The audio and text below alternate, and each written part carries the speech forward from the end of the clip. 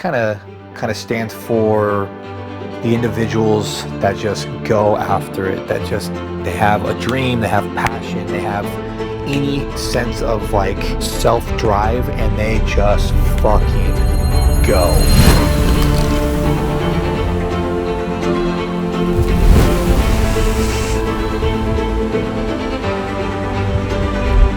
I had a conversation with a guy stocking the Walmart freezer section. We got to talking, and he asked if I was there competing. I said, yeah. And he goes, you know, man, I just love stocking shelves. The brand is for people like that just have a passion, that just, it don't matter what the fuck you enjoy doing. If you're chasing a dream, if you're living through your passion, if you're self-motivated, self-driven to be a better fucking human being, then this is what that brand stands for. You're gonna go out, you're gonna fucking earn it. No one can tell you no. No one can get in your fucking way. You being able to drive yourself through a fucking wall to achieve whatever your mind is set to. I've been at this for 10 years trying to be a bodybuilder, and I've never once given into the losing, given into like, hey, you're fucking fat in the off season, given into like any outside criticism, and now I'm a fucking professional.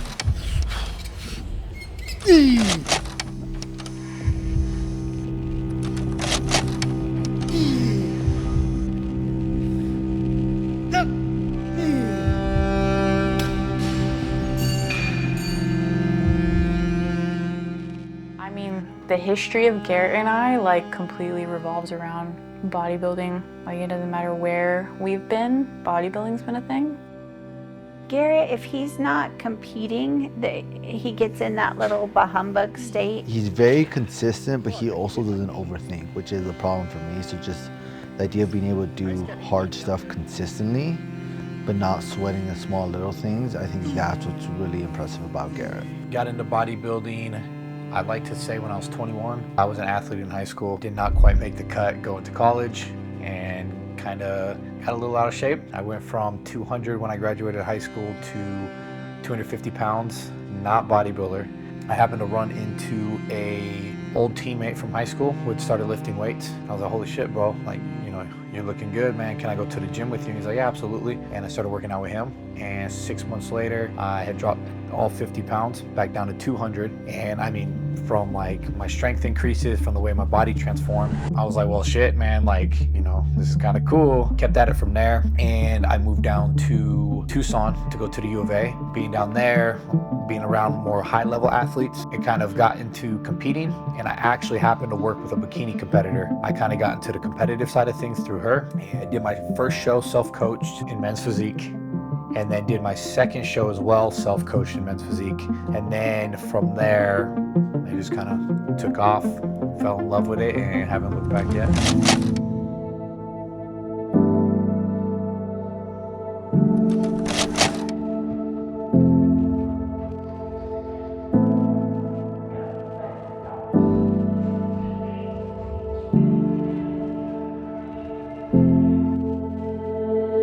And I went to USA's that year, and I ended up taking 5th in my classic physique class. And that's kind of where it was like, okay, I'm not fully conditioned. I literally just got off of a year-long deployment.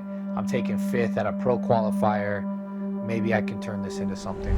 Havana also was like, hey, you know, I think you need to be in a better environment. You need to be with a better coach. So that's when me and Ben started working that November time frame. So November 2021. We did a small off season, kind of got, you know, used to working with each other, and started prep that summer for the Amateur Olympia. We went straight into the Amateur O, took 3rd in classic physique. 10 weeks later, we went to the Arnold. Next athlete, number 58, Garret Firestone.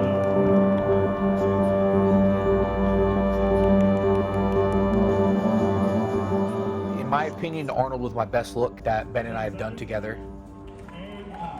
And we ended up taking 2nd, which at the Arnold Amateur, only one person wins their pro card, and that's the overall winner. But we had just missed the mark again because of the back being so weak. And we decided to continue on 10 weeks later to Junior USA's in South Carolina. And that's kind of where things went south. 6 weeks out, we should have pulled out. My body kind of stopped responding. It was tired, fatigue built up. But being the competitor I am, I was willing to run through a fucking wall to get back on stage. And what did we do? Got on stage. And I actually ended up taking like 12th place that show. That's like the worst placing I've ever had. And that's when we were like, okay, we need, you know, let's shut it down and we'll go into an off season. That was 23. Goal was to get back on stage summer of 24. So another year-long off season. A couple weeks into that prep was when I tore my quad tendon. We were hack squatting, we were hitting legs at 4th Ave. And when I feel good, I feel good. You know, I want to push the limits a little bit. That's just, you know, what we do. And I was like, all right, Jeff, let's load up the hack squat and put 6 plates on each side. And had the 6 plates on. First rep, went down. Basically at the bottom, left knee buckles. And I'm like, fuck, man. That did not feel good. And I'm pretty sure in the video you can see me turn to Jeff and be like, man, I don't know. I think I fucked my knee up. Like, that did not feel good. Let me do another rep and check. And I got it back up on my own. I rack it. And I'm like, fuck, dude, I think I fucked my knee up. So we called the hack squats off. I tried to move around a little bit. I could put pressure on it. So it wasn't anything too crazy. But I ended up going and do quad extensions to see kind of where my pain level was. Called it quits there.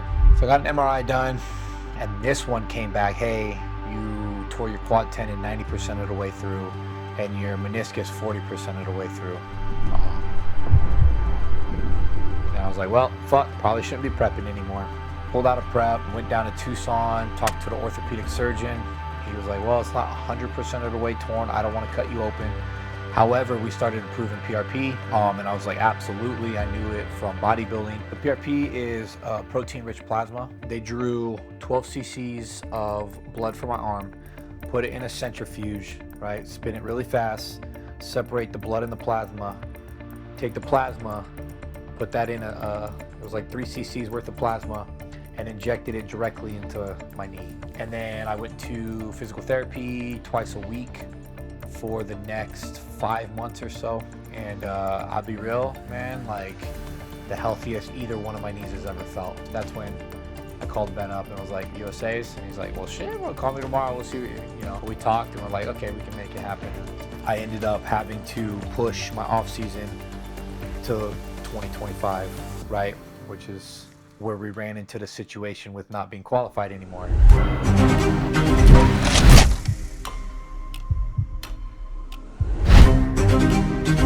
Started prep for USA's knowing we had to requalify because of the time frame.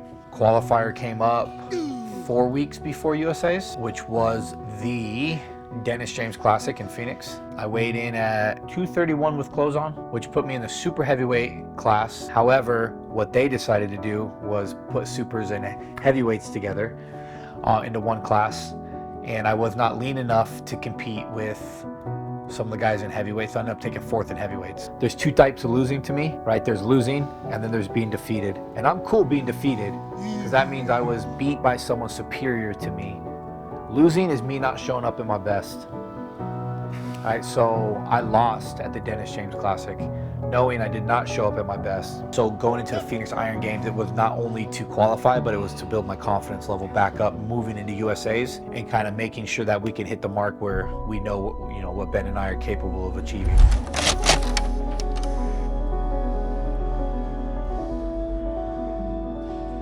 So we went to the Phoenix Iron Games, which was a week before USA's.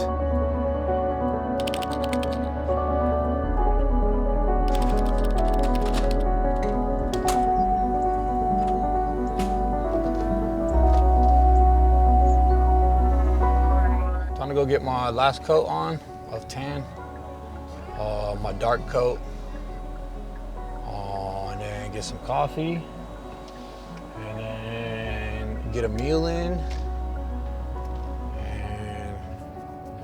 Basically, that's it. Saturdays are easy. Show days are easy, man. Oh,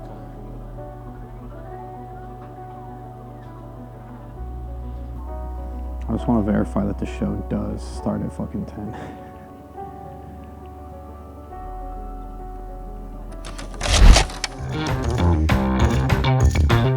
Game time. Nightmares come true.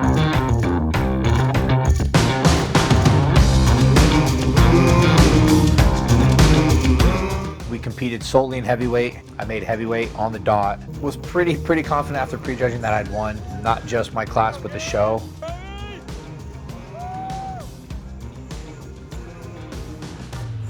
And, you know, eventually ended up winning the overall in heavyweight bodybuilding at the Phoenix Iron Games. Your winner of the Open Heavyweight is competitor number 10, Let's go, Garrett!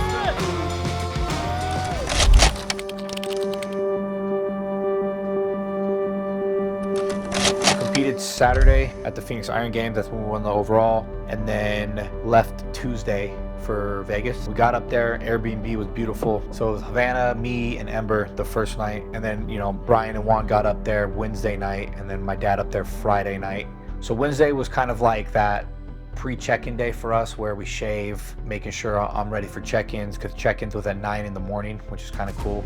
Havana was on baby duty, so she made sure Ember was taken care of. She made sure that Ember basically was able to be a baby and do what, you know, babies do without overcomplicating my portion of the trip. And then of course Brian there, and then Juan being the right-hand man, you know, whatever Brian needed, whatever I needed, whatever Havana needed, he was kind of that middleman, just being able to be pulled all over the place to make sure that everybody was taken care of. And then, you know, we just all got to hang out. Hopefully, you know, everybody kind of got to see a side of bodybuilding most people don't get to see, which is the lead up to the show.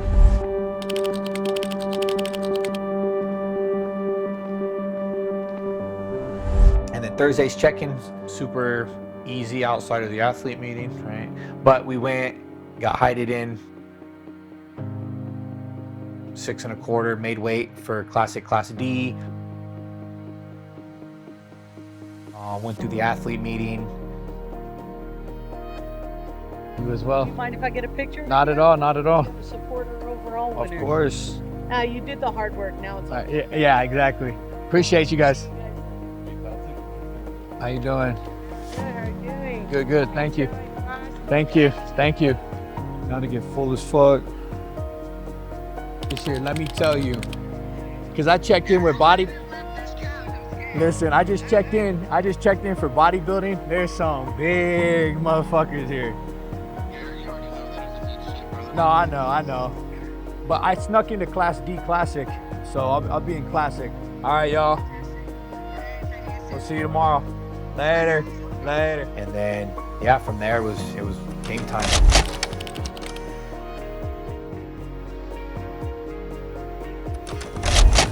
People. It is, I believe, 6:45. Yeah, 6:48. Took check-in photos for Ben, 221.6. Sent up photos over to Ben.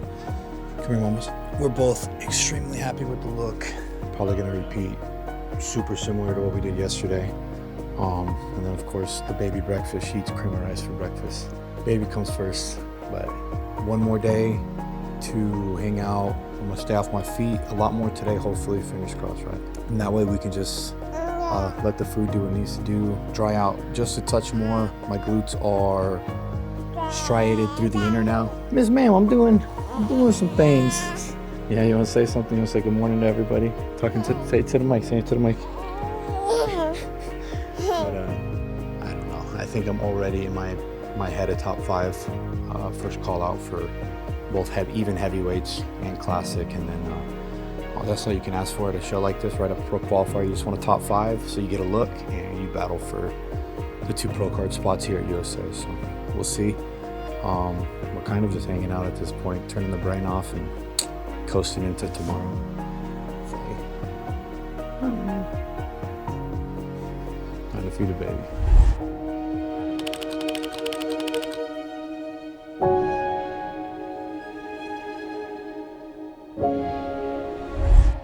We are officially show day. It is 6:13 to be exact. We are going to get some photos over to Ben, get my weight, head over to the venue, get my last coat of tan on. That's at 6:40, so we gotta speed up this process a little bit. Gonna get hydrated this morning, a little bit of water, a little bit of sodium, get some coffee in, and then we will look at maybe getting one meal in. Just something light, maybe a little bit more water, but I think I'm really kind of spot on this morning, so we really don't want to change much. Just slight touch up, and then we'll get after. We have probably 3.5 hours before we're on stage, so just landing the plane as smooth as possible at this point.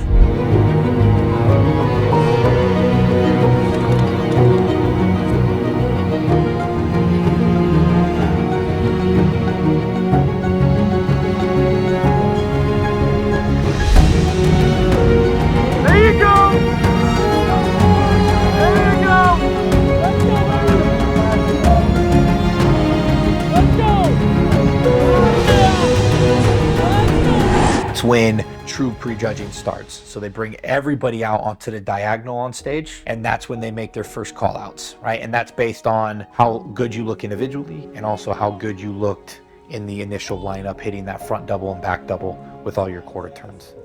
So as a competitor, first call outs is literally everything. 377. Let's go, baby! If you don't hit first call outs, your chance to win is over. Like completely botched, right? Me being the lowest number, I was the first person called out. When you're called out first, you go right to the center, and they called out 8 of us. So I split center. They moved like 2 people in and out of that middle. At that point, right, I'm in the middle, pose your ass off, right? Pose your ass off, whatever you got to do. Pose, pose, pose, pose, pose. Hope they don't call your number. That's all that's going through your head is like, listen, no numbers called. Okay, we're chilling. It's ultimately just like turn the brain off, pose really fucking hard, and only listen for your number. If you don't hear your number, you're good. So then what was the feeling after they say thank you, gentlemen, and you realize, oh, I just stayed center the whole time? Yeah, basically that I did it. I teared up on stage. If we can get the video and you see me like that bent over like holy fuck. I actually on stage was like, holy fuck, we just did it. And then I stand back up and I put my hands up and I teared up a little bit walking off stage. It was just like, that's actually, funny enough, is where like all that emotion was released.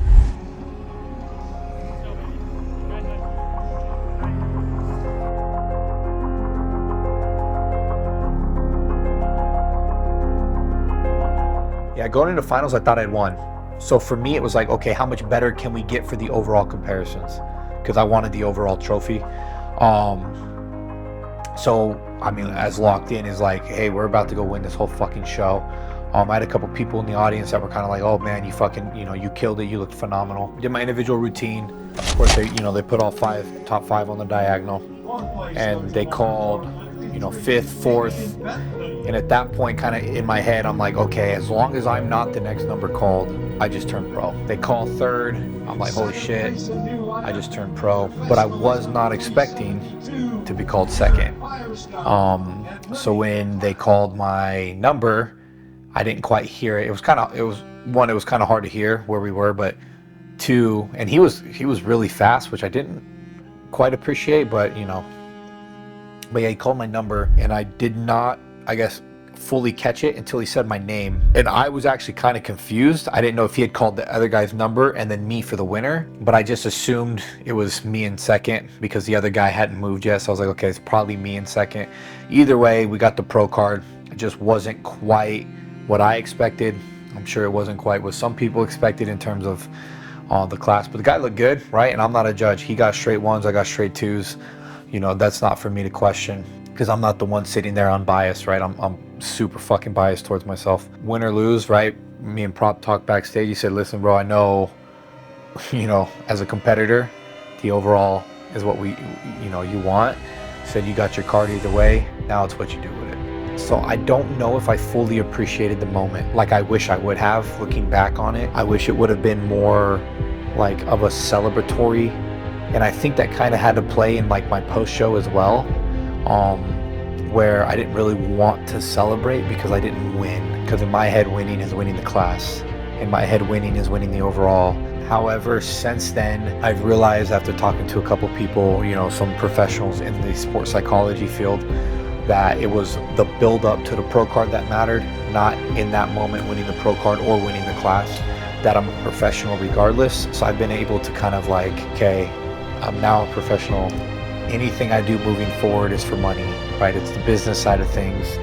I'm going to compete for fun because I love doing this shit, but now there's a reward at the end of, there's gold at the end of the rainbow now, babies. I just wish in that moment I had more of an understanding about that, just because when I got off stage, it was super, seeing the excitement in everybody's faces, and like I could tell the way Havana felt, that like was such a sigh of relief for her as well, because my dream is her dream. I just wish my ability to like feel the joy that everybody else seemed to have for me was a lot higher, but I was stuck in that limbo of, well, I turned pro, but I wasn't good enough to win. And it's like, do I really deserve the card at this point? Right, where some people compete at these shows specifically because you can turn pro in second. I've always chosen harder shows. And now that the dust has settled, I mean, it's like, I still haven't really celebrated. I've relaxed a little bit more, but I think, you know, when we finally get a full-blown celebration of like, holy shit, this is real, you know, that's kind of, yeah. I'm Garret Firestone, an IFBB professional.